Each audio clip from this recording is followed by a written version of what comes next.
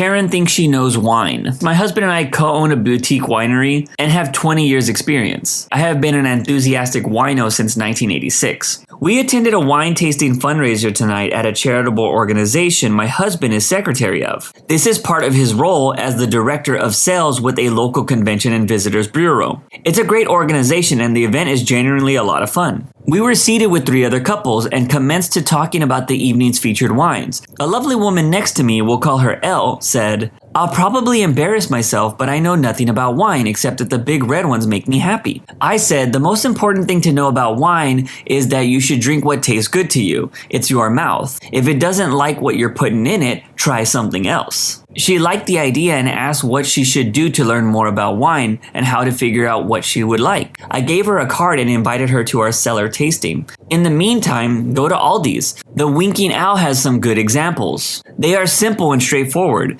If you like something from there, try some other ones. And if you hate it, well, you're only wasting $4. Learn what you're interested in, then branch out. Karen yells from across the table, "You're wrong! Winking Owl is terrible!" My conversation partner looks stricken. I raised an eyebrow. "You're welcome to your opinion. Drink what you like." Karen was pretty wasted already, and we were only on the first pour. Clearly, she had pre-gamed. She was not having any sass, I guess. "You don't know what you're talking about. I have a wine fridge." Nice dear. I have a wine fridge, a wine cellar with nearly 100 bottles, 37 years of visiting wine regions in Europe and the US, and a whole winery. At least that's what I wanted to say. I said instead, "I'm sure most people here have one. We're talking about how to introduce new people to wine without breaking the bank. It's perfectly fine for learning and just sipping while you watch dumb TV." Karen was livid. "I know about wine. Don't buy wine at Aldi." I proceed to ignore her. Her husband has been talking to mine. He leaned over to talk to me. "So M says you're in technical support?" "I'm in IT." We talk shop a bit and agree that wine is probably what keeps us from killing our end users.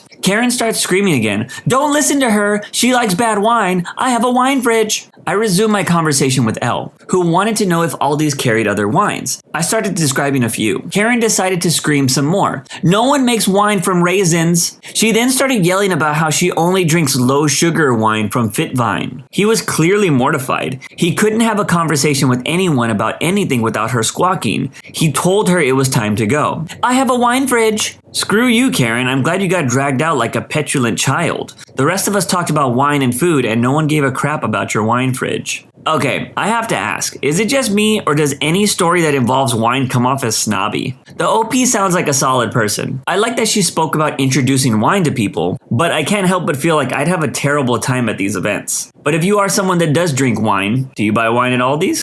I spend $2,000 to $3,500 a week on substances and it makes me sick to my stomach. I, 26 female, have been using opiates since I was 16. I went to rehab once about a year into my addiction for 11 days and relapsed the moment I got out, and I haven't stopped since. In the beginning, I worked a minimum wage job and only spent $100 at most a week, but as my tolerance got higher, I went back to FSSW, full service X work. Then eventually made an OnlyFans account and started selling custom made content outside of OnlyFans as well. These are my 3 main sources of income. If I was to make a quick guess, I'd say I make roughly $2 to $4K per week from escorting, $500 to $1.5K from OnlyFans, and about $300 to $500 from selling custom content. So even on a really bad week, I'm still making about $2.8K. $6K on a really good week, sometimes even more. So much goddamn money goes through my hands and I have nothing to show for it. I am shackled up in a hotel room with my mom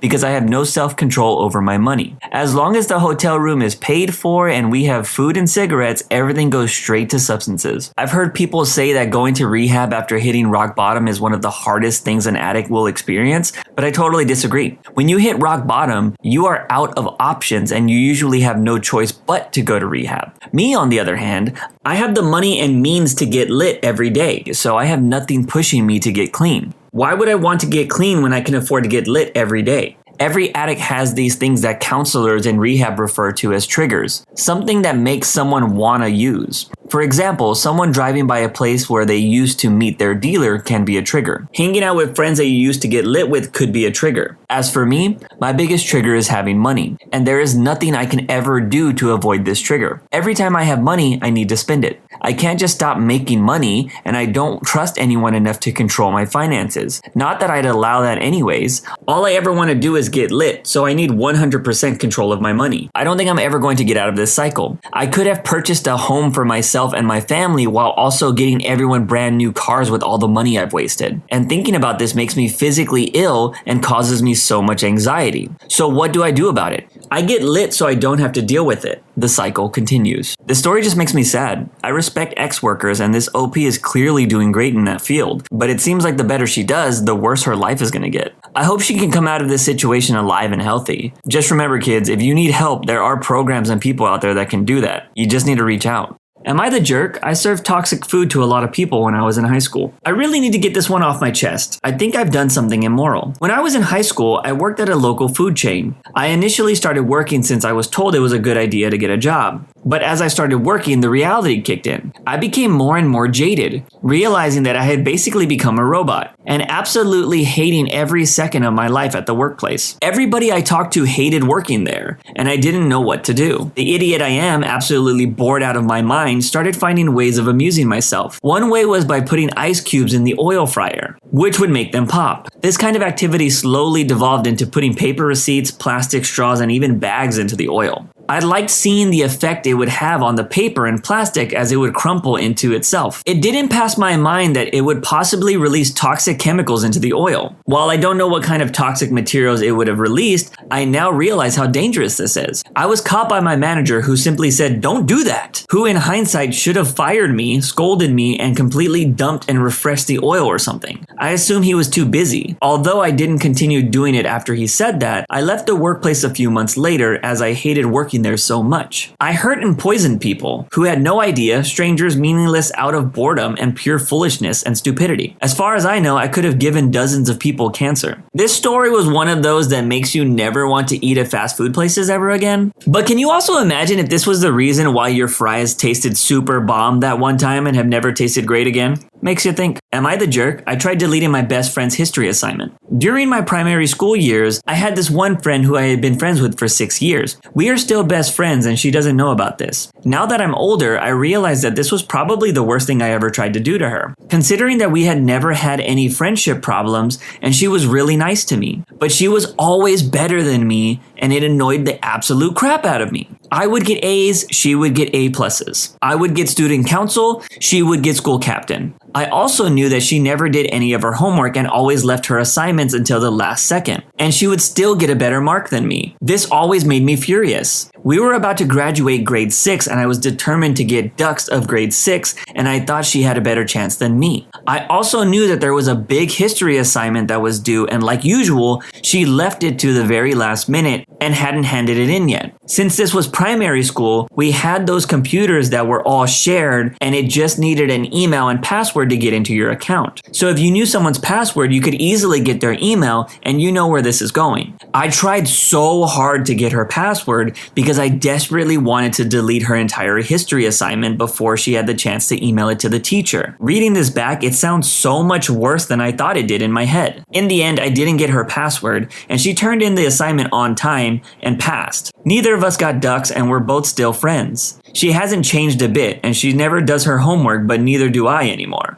So I've stopped comparing myself to her, and it's heaps better. It gets me wondering what would have happened if I did delete her assignment. She would have failed, and I would have felt really guilty about it. I'm glad I didn't, and we're still friends today. This sounds like a typical envious story, but it does make me want to ask a question. Does anything good ever come from being envious of people? Let me know in the comment section. Am I the jerk? I spent some kids' Robux while at an after-school coding camp. While I was in the 5th grade, I used to take this class after school and on the weekends to learn how to code. Now that I'm in the 9th grade, I realize how messed up this story is. Getting back to the story. After a long day in class, we would have free time to do whatever we wanted on our laptops, until our parents came to pick us up. At the time, because this was full of 5th and 6th graders, we obviously played Roblox and Minecraft because it was the only thing our crappy laptops could run. Although we could bring our own laptops, the school provided laptops for the kids who didn't or could not. And because of this, most people would usually sign out of their Roblox accounts before leaving class. Though for this one unlucky kid who I am writing this about, he did not. So after leaving class, I found this kid's laptop and noticed that he had around 3,000 plus Robux. And at the time, games like Meep City were becoming quite popular. So my dumb face decided it would be an amazing idea to spend all this poor kid's money on Meep City. Now 4 or 5 years later, I feel like a complete jerk for doing that. What has the world come to when people are just spending other people's hard-earned Robux? There's a special place in hell for this OP.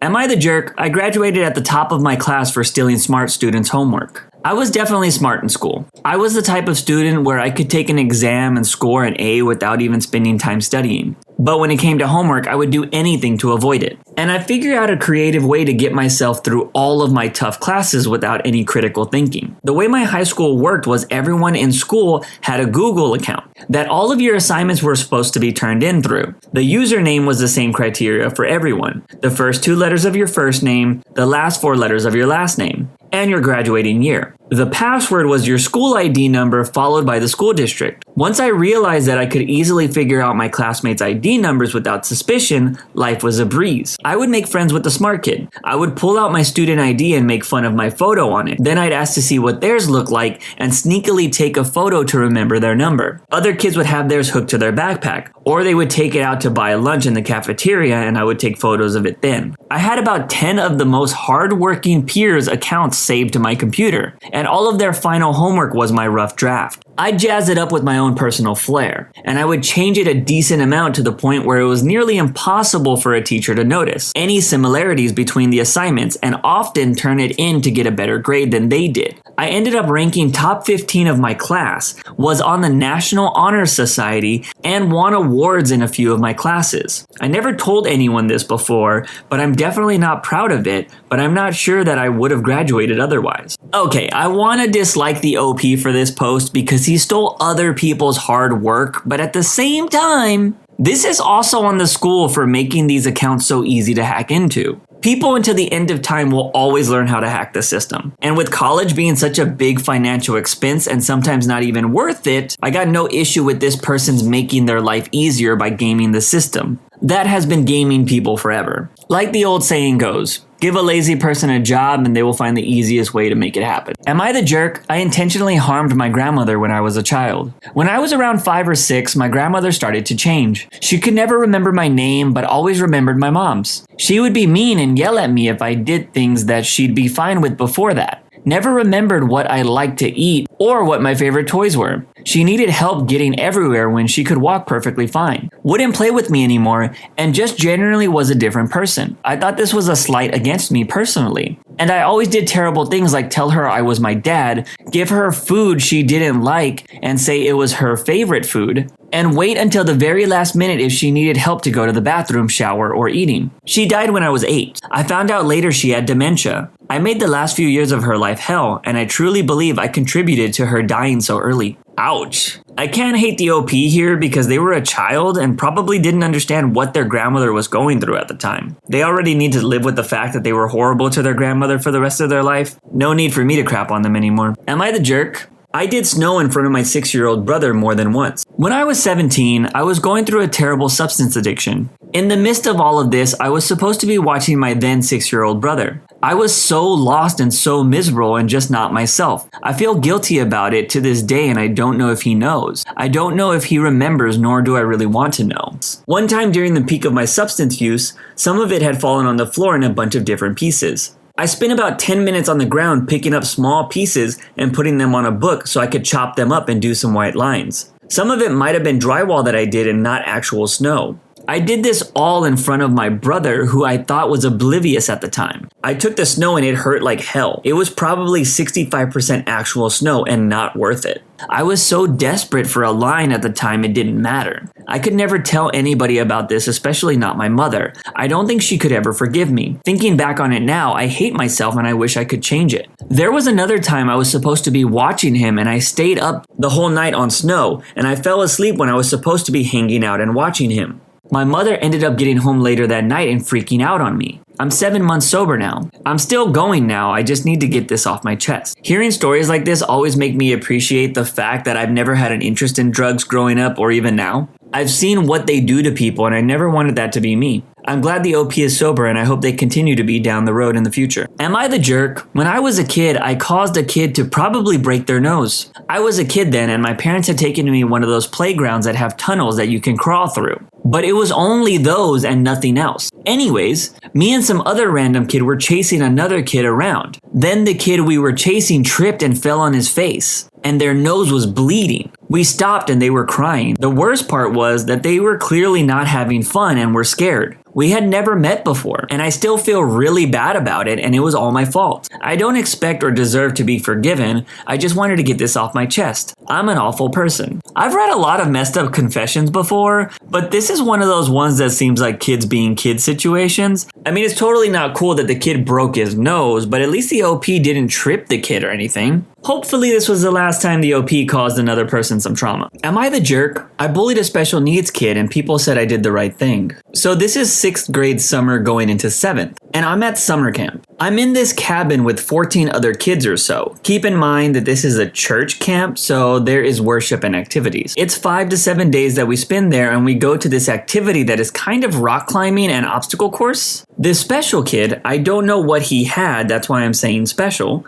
got a moon ball from the shop and brought it with him. He kept the moon ball case with him so he could store the moon ball in it. When the activity was over, we were heading to axe throwing and some kid tore his case up. So he started crying and kept blaming me because I was messing with him the whole week. I didn't know who did it and accepted the blame so he would shut up. After I did, he tattled to the counselor of our cabin. So I told the counselor why it was me and he said okay. It started to rain, so we headed back to my cabin, and on the way the kid kept saying, "Oh no," because his flashlight was getting wet and he dropped it and the batteries came out. He said, "Oh no, my flashlight is ruined." I started laughing so hard and he cried later. He must have told the counselor about it, because he gave me a pep talk on how kids like him think little things are much more important, and he said that I handled the situation well and I'm not in trouble. Now that I write this, I realize that I was a jerk, and if I could go back, I would say I'm sorry. Bruh, what was up with that counselor? Telling a kid that he handled the situation well after laughing in a special kid's face? It also doesn't help that this was a church camp. Sounds like nothing great ever comes out of these church camp stories. So that's it for today's episode. Let me know your favorite story in the comment sections down below. Don't forget to follow on Spotify and hit that subscribe button if you want more content like this in the future.